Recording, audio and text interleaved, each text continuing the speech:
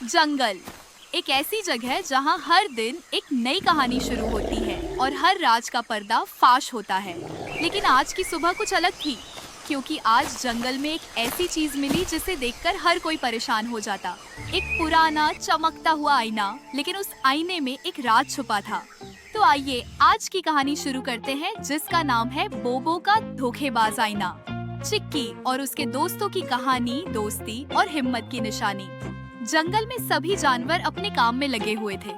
हवा मीठी थी और हर तरफ हंसी की आवाजें आ रही थी। लेकिन तभी टोनी तोता और लिली बुलबुल उस आईने के पास आए। उन्हें वह चमकता हुआ आईना बड़ा अच्छा लगा।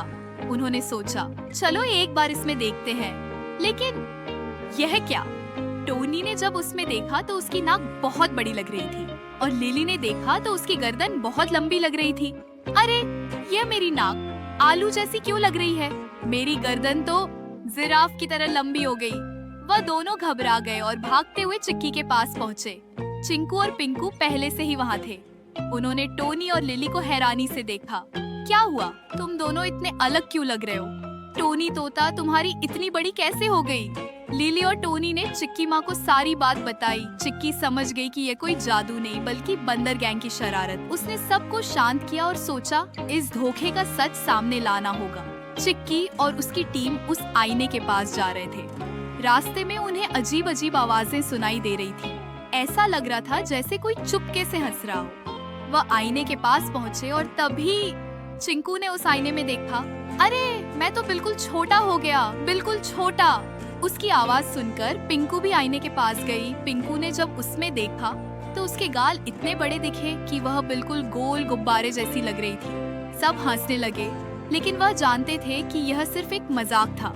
मैं तो गुब्बारे जैसी हो गई। और तभी झाड़ियों के पीछे से बोबो की आवाज आई। वह हंस रहा था। हा, अरे देखो, चिंकू तो बिल्कुल छोटी हो गई है और पिंकू, तुम तो बिल्कुल गुब्बारे जैसी हो।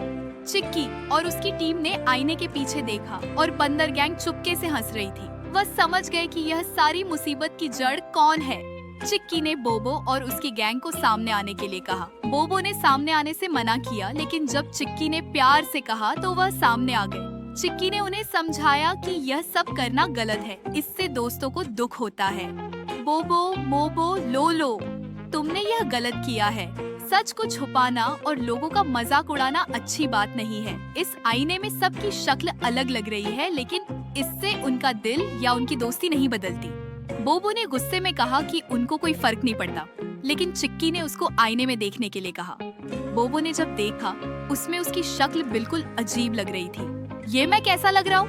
मोबो और लोलो भी आईने में देखने लगे। उन्हें एक दूसरे की शक्ल देखकर हंसी नहीं बल्कि शर्मिंदगी हुई। उन्हें एहसास हुआ कि उन्होंने बहुत गलत किया है। बोबो ने चिक्की से माफी मांगी। मुझे माफ कर दो चिक्की माँ, हमने नहीं सोचा था कि यह इतना गलत है। हम तो बस मजाक कर रहे थे। कोई बात नहीं बोबो, गलती सबसे होती है, लेकिन अब जब तुम्हें पता है तो तुम अपनी गलती सुधार सकते हो।